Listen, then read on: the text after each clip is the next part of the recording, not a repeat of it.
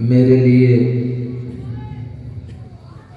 انتہائی سعادت اور خوش بختی کی بات یہ ہے کہ آج مجھے اپنے اس مادر علمی جس میں میں نے الف با سے لے کر حفظ قرآن تک سب کچھ پڑھا اور حاصل کیا ہے، بلکہ میں تو یہ سمجھتا ہوں کہ آج جس لائق بھی دو چار حرف بولنے یا سمجھنے کے لائق اگر ہیں تو وہ اسی ہمارے مدرسے مادر علمی کی برکت ہے۔ مجھے یہاں حاضری کا موقع ملا، اگرچہ جو ہمارے احباب مدرسوں سے منسلک ہیں وہ جانتے ہیں کہ مدرسے والوں کے لیے یہ جو وقت چل رہا ہے یہ انتہائی اہم ہوتا ہے۔ مدرسوں کے اعتبار سے یہ سال کا آخر چل رہا ہے، سال کے آخر میں امتحانات وغیرہ اور بہت ساری مصروفیتیں مدرسے میں ہوتی ہیں، اس لیے اس موقع پر کہیں آنا جانا بہت دشوار ہوتا ہے، لیکن یہاں مدرسے سے جناب حافظ طالب صاحب دامت برکاتہم کا فون گیا تو ایسا ہو ہی نہیں سکتا تھا کہ مادر علمی کی محبت میں ان کو انکار کر دیا جائے، اس لیے حاضری ہو گئی۔ پھر کل جمعرات بھی ہے، یہ بھی ممکن نہیں تھا کہ آج یہاں حاضر ہو کر واپس مدرسے میں چلے جائیں، کیونکہ جمعرات کی وجہ سے کل پھر واپس آنا، اس لیے پھر ہم نے اسی میں ایک دو پروگرام اور رکھ لیے۔ آپ کا یہ بھی مدرسہ ہے اور دوسرا جو آپ کا مدرسہ ہے تکیہ والی مسجد میں باب العلوم، آپ حضرات کو شاید معلوم بھی ہو گیا ہوگا کہ وہاں بھی انشاءاللہ 29 فروری میں جلسہ ہونے والا ہے۔ آپ حضرات کو معلوم ہو گیا ہوگا، نہ معلوم ہوا ہو تو اب معلوم ہو گیا ہوگا، اور ابھی بھی معلوم نہ ہوا ہو تو انشاءاللہ 15 دن ہے معلوم ہو ہی جائے گا۔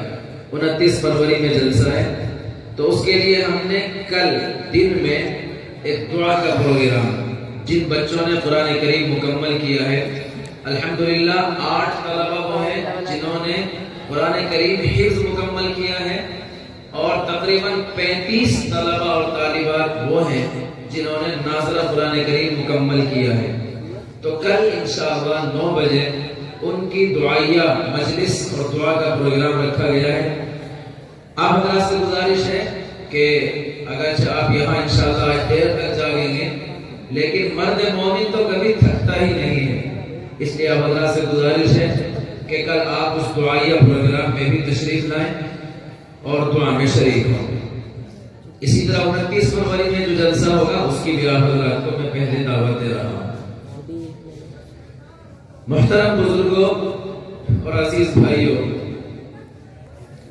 اس مدرسے میں حاضری ہی میرے لیے خوشی کی بات ہے، جیسے کہ میں نے عرض کیا، پھر یہاں آ کے مزید خوشی اس وقت ہوئی جب میں نے اپنے گاؤں کے ایک ہونہار فرزند جناب قاری محمد شہزاد صاحب کی تلاوت کو سنا۔ اتنی شاندار تلاوت کی ہے کہ جی خوش ہو گیا اور دل سے اس کے لیے دعائیں نکلی۔ میں اگرچہ کسی لائق نہیں، پر میری تمنا اور خواہش یہ ہے کہ میرے گاؤں کا ایک ایک بچہ ایسا ہی شاندار قاری بن کر ہمارے مدرسوں سے نکلے۔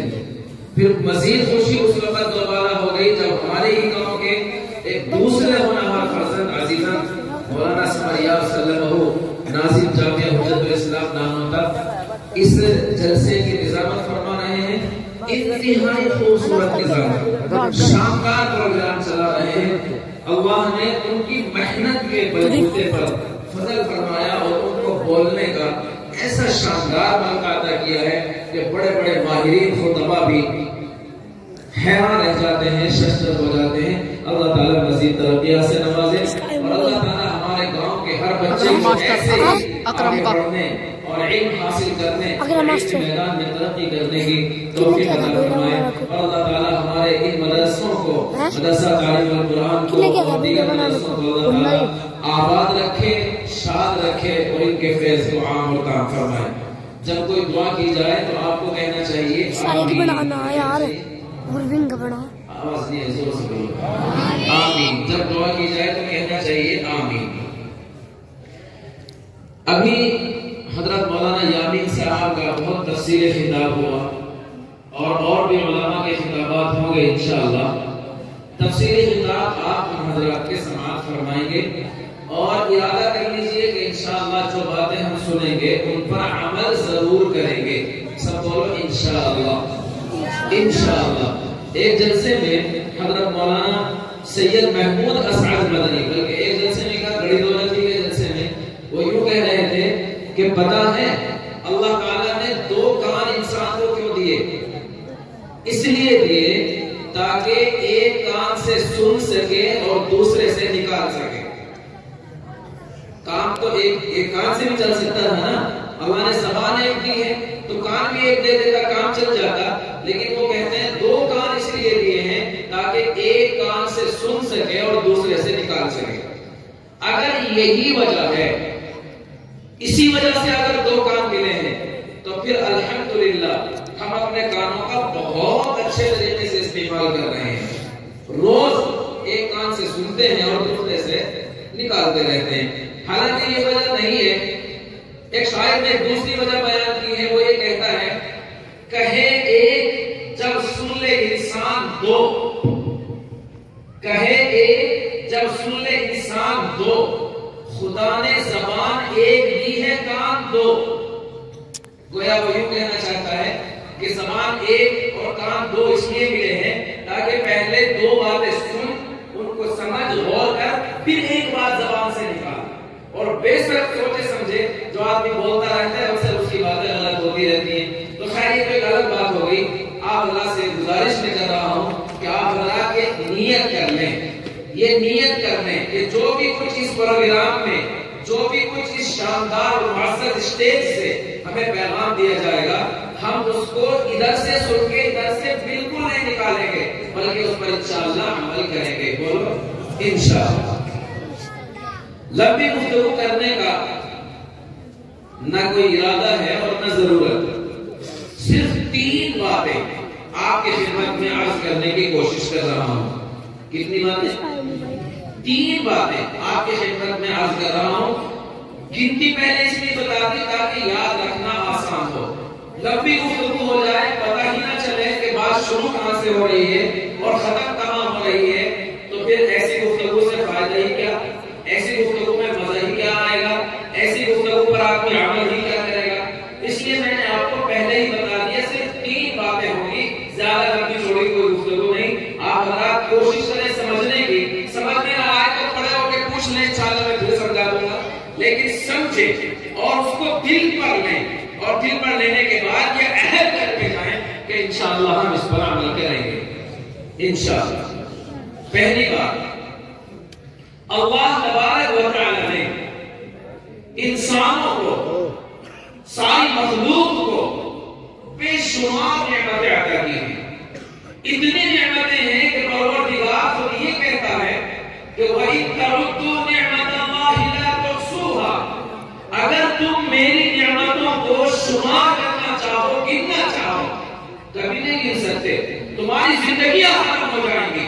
اگر تم ساری دنیا کے درختوں کو قلم بنا دو اور دنیا کے سمندروں کو روشنائی بنا دو اور ان کے ساتھ جتنے سمندر دنیا میں ایسے ہی 7 سمندر اور لے آؤ اور پھر ان نعمتوں کو لکھنا شروع کرو، تو وہ قلم ختم ہو جائیں گے، وہ سمندر ختم ہو جائیں گے، لیکن پروردگار عالم کی نعمتیں ختم نہیں ہوں گی، اتنی زیادہ۔ لیکن آپ ذرا غور کریں،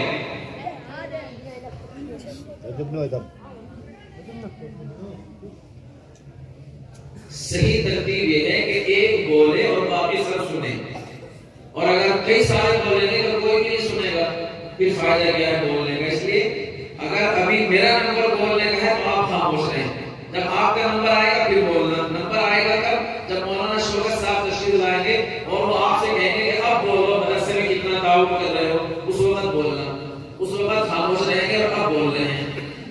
تو میں عرض یہ کر رہا تھا کہ اتنی نعمتیں اللہ کی ہیں کہ انسان شمار نہیں کر سکتا، پر ہم ان نعمتوں میں غور کریں تو اللہ تبارک و تعالیٰ نے اپنی ساری نعمتیں، بڑی بڑی نعمتیں سب کو دے رکھی ہیں، چاہے کوئی اللہ کو مانتا ہو یا نہ مانتا ہو، چاہے کوئی اللہ کی عبادت کرتا ہو یا نہ کرتا ہو، چاہے اللہ کو خدا تسلیم کرتا ہو یا نہ کرتا ہو، اور پھر وہ چاہے ساری رات اللہ کی اطاعت کرے یا اللہ کی نافرمانی کرے، تمام نعمتیں اللہ تبارک و تعالیٰ نے سب کو دے رکھی ہیں۔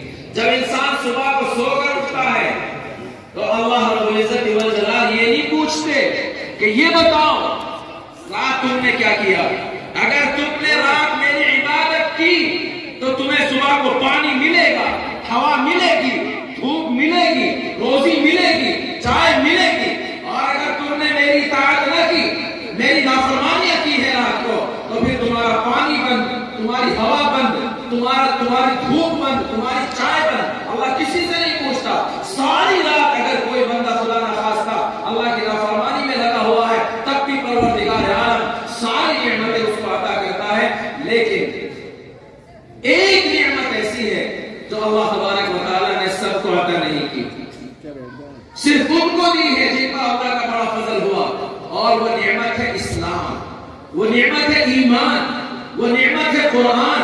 یہ ایسی نعمت ہے کہ دنیا میں کسی اور کے پاس یہ نعمت نہیں ہے، صرف یہ نعمت اللہ نے ہمیں عطا کی ہے۔ دنیا کے لوگوں کے پاس ساری نعمتیں ہم سے زیادہ ہیں، لیکن یہ ایک نعمت ایسی ہے جو پروردگار عالم نے صرف ہمیں عطا کی ہے۔ اور اگر کوئی نعمت ایسی ہو، کوئی چیز ایسی ہو کہ جو آپ ہی کے پاس ہو، دوسروں کے پاس نہ ہو، تو یہ فطری بات ہے کہ وہ لوگ جن کے پاس وہ نعمت نہ ہو وہ آپ سے چھیننے کی کوشش کریں گے۔ آپ کے پاس شاندار قسم کا موبائل ہو جو دوسرے کے پاس نہ ہو تو دوسرا یہ چاہے گا کہ یہ موبائل کسی طرح میرے پاس آ جائے۔ آپ کے پاس شاندار قسم کا ٹریکٹر ہو جو دوسرے کے پاس نہ ہو تو دوسرا یہ چاہے گا کہ یہ ٹریکٹر اس کے پاس نہ رہے، میرے پاس آ جائے۔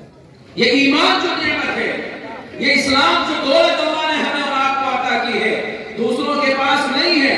یہی وجہ ہے کہ آج ساری دنیا کے لوگ پروپیگنڈا کر کے، کوششیں کر کے، سازشیں کر کے، دسیسہ کاریاں کر کے، اور کبھی لالچ دے کر اور کبھی ڈرا اور دھمکا کر اس نعمت کو آپ اور ہم سے چھیننا چاہتے ہیں۔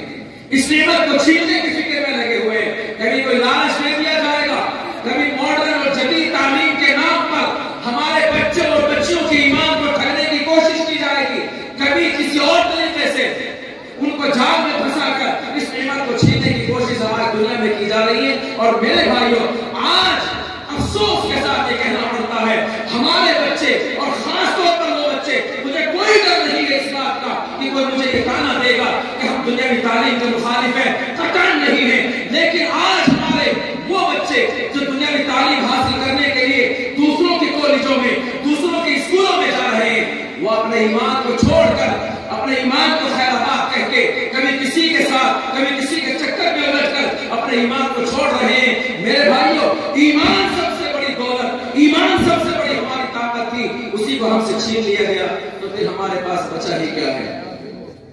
دوسری نعمتیں تو پہلے ہی ہمارے پاس نہیں، دولت، شہرت، حکومت، طاقت، تمام چیزیں دوسروں کے پاس، ہمارے پاس ایک دولت تھی، اس کو بھی ہم نے اتنی آسانی کے ساتھ چھوڑنا شروع کر دیا، اتنا ہلکا اس کو سمجھنا شروع کر دیا، اتنی آسانی کے ساتھ اس سے ہم نے ہاتھ دھونا شروع کر دیا۔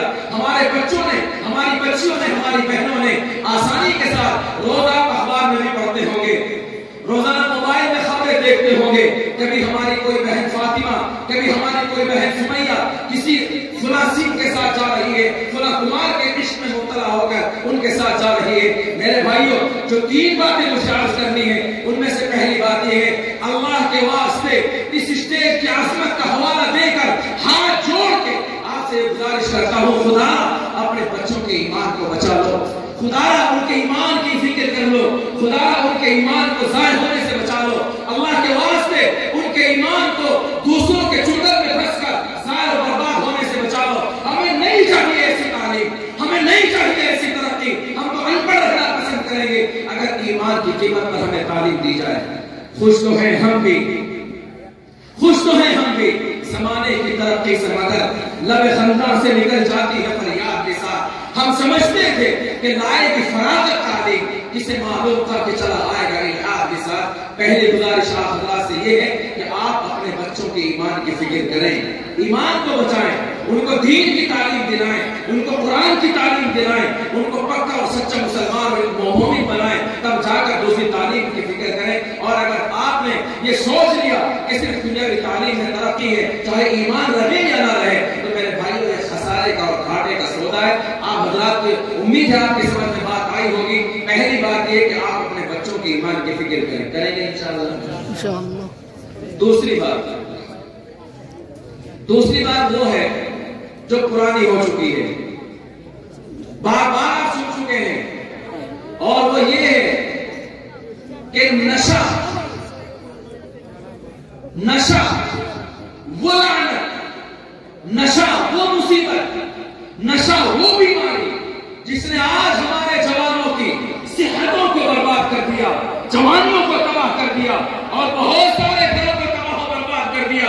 روز ہمارے پاس دارالفتہ میں فتوے آتے ہیں، طلاق دے کے آتے ہیں شراب کے نشے میں، طلاق دے کے آتے ہیں اسمیک کے نشے میں، اور نہ جانے کون کون سے نشے کو پی کر ہمارے بچے اپنے ایمان کو، اپنے قوم کو دھوکہ دے رہے ہیں، قوم کے ساتھ کھلواڑ کر رہے ہیں، اپنی صحت و جوانی کو برباد کر رہے ہیں، ہمارے گھروں کو تباہ و برباد سے کر کے رکھ دیا۔ اور یہ ایسی لعنت ہمارے گھروں میں گھس گئی ہے کہ اس سے کوئی گھر، کوئی گاؤں تو کوئی بھی نہیں، کوئی گھر بھی شاید محفوظ نہیں۔ ہم نے بہت پہلے ذمہ داروں کو اکٹھا کیا، جمع کیا، تحریک پیدا کی، اور الحمدللہ وہ تحریک کامیاب بھی ہوئی۔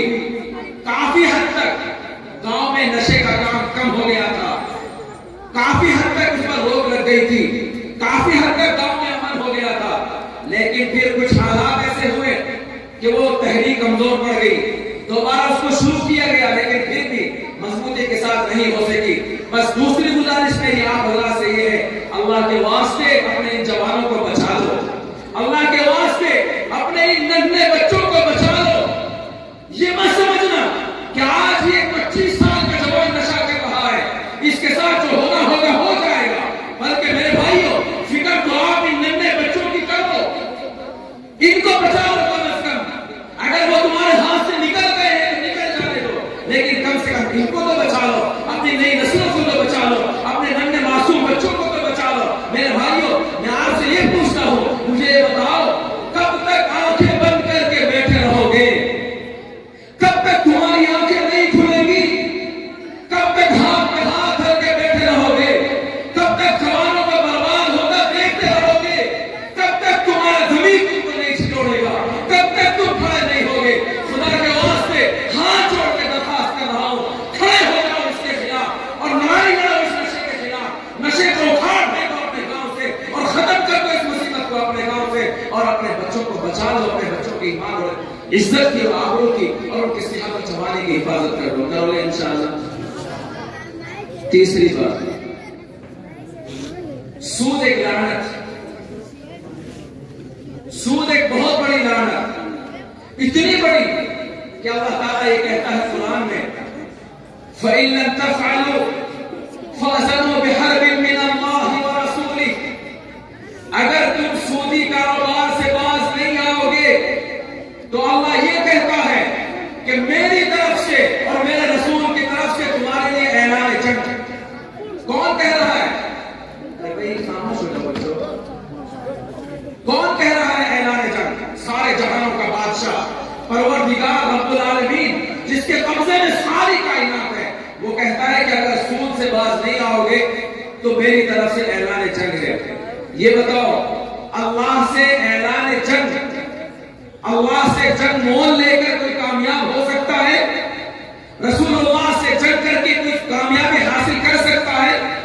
اللہ سے جنگ مول لے کر کوئی دنیا میں سکون کی زندگی گزار سکتا ہے؟ یہ ایسی لعنت ہے کہ جس کی وجہ سے اللہ کی جنگ اور رسول اللہ کی جنگ کے لیے کی طرف سے ہمارے لیے جنگ کا اعلان ہو گیا۔ اب تک یہ مصیبت بہت ساری شکلوں میں تھی، اب یہ مصیبت ایک نئی شکل میں ہمارے گھروں میں گھس گئی ہے۔ مجھے نہیں پتا ہمارے گاؤں میں ابھی آئی کہ نہیں آئی، لیکن بہت ساری جگہوں پر آ گئی ہے۔ اب یہ کیا جا رہا ہے کہ صرف آدھار کارڈ پر عورتوں کے لیے، مردوں کے لیے نہیں، عورتوں کے آدھار کارڈ پر عورتوں کو سودی قرضہ دیا جا رہا ہے، عورتوں کو سودی قرضہ دیا جا رہا ہے۔ اور ہمارے بھائی صرف اس لالچ میں کہ آسانی کے ساتھ 50,000 روپے مل جاتے ہیں، آسانی کے ساتھ 70,000 روپے مل جاتے ہیں، حالانکہ وہ ایسا نہیں کہ دینے نہیں پڑتے، بعد میں کئی گنا کر کے دینے پڑتے ہیں، سود کے ساتھ دینے پڑتے ہیں، لیکن آسانی سے مل گئے۔ اس وجہ سے صرف اس لالچ میں کہ آسانی کے ساتھ 50,000 روپے ہاتھ میں آ گئے، ہمارے بھائی عورتوں کے نام پر سودی قرضہ لے رہے ہیں، کوئی ضرورت نہیں ہے پھر بھی لے رہے ہیں۔ اور ہماری بہت ساری وہ مائیں بہنیں جن کا دامن بھی کبھی کسی غیر محرم نے نہیں دیکھا تھا، ان دشمنوں کے سامنے بے پردہ ہو کر بیٹھ کر فوٹو کھنچوا رہی ہیں، صرف اس لالچ میں کہ ہمیں تھوڑا سا قرضہ مل گیا۔ کہاں گئی ہماری غیرت، کہاں چلی گئی ہماری حیثیت، کہاں چلی گئی ہماری شرم و حیا؟ ہم نے اپنی ماں بہنوں کی عزتوں کا بھی خیال نہیں کیا۔ میرے بھائیو، توبہ کر لو ان سودی قرضوں سے، بچ جاؤ ان سودی قرضے کی لعنتوں سے، بچا لو اپنے آپ کو، اپنی نسلوں کو ان مصیبتوں سے، ان لعنتوں سے۔ آپ نے دیکھا ہوگا کہ جب گاؤں میں چور اتر جاتے ہیں، کسی گاؤں میں چور، تو رات کو پہرا لگتا ہے، پہرے میں جو پہرا دینے والے ہوتے ہیں وہ رات کو آواز لگاتے ہیں، کیا کہتے ہیں؟ جاگتے رہنا۔ کیا کہتے ہیں؟ جاگتے رہنا، جاگتے رہنا کہتے ہیں نا۔ میرے بھائیوں، یہ علماء بھی ان اسٹیجوں کو سجا کر آپ کو یہی اعلان کر رہے ہیں، آپ کو یہی صدائیں دے رہے ہیں، تمہارے ایمان کو کبھی لالچ دے کر ٹھگنے کی کوشش کی جائے گی، مگر تم جاگتے رہنا، جاگتے رہنا۔ کبھی تمہیں ڈرا دھمکا کر ایمان چھیننے کی کوشش کی جائے گی، مگر تم جاگتے رہنا، جاگتے رہنا۔ کبھی ماڈرن تعلیم کے ذریعے ماں بہنوں کے ایمان کو چھینا جائے گا، مگر تم جاگتے رہنا، جاگتے رہنا۔ کبھی نشے کے ذریعے نشے کو پھیلا کر ہمارے ایمان کو خراب کرنے کی کوششیں ہوں گی، مگر میرے بھائیو تم جاگتے رہنا، جاگتے رہنا۔ کبھی ان سودی کاروبار کے ذریعے اور سودی قرضوں کے ذریعے ہمارے ایمان کو ٹھگا جائے گا، لیکن میرے بھائیو آپ کو کیا کرنا ہے؟ جاگتے رہنا۔ بولو، جاگتے رہنا، جاگتے رہنا، جاگتے رہنا۔ آپ حضرات سے میں اس اسٹیج سے عہد لینا چاہتا ہوں کہ آپ عہد کریں، ان 3 کاموں کے لیے ہم آج سے کھڑے ہوں گے انشاءاللہ۔ جس کا ارادہ ہو وہ ہاتھ اٹھائے۔ اپنے بچوں کے ایمان کی فکر کے لیے کھڑے ہوں گے، بولو انشاءاللہ۔ اپنے گاؤں سے کھان کھا کے بولو، اپنے گاؤں سے نشے کو ختم کر کے دم لیں گے، بولو انشاءاللہ، ہاتھ اٹھا کے بولو انشاءاللہ۔ اپنے گاؤں سے سودی قرضے کو ختم کر کے انشاءاللہ ہم کر لیں گے، سب کہو انشاءاللہ۔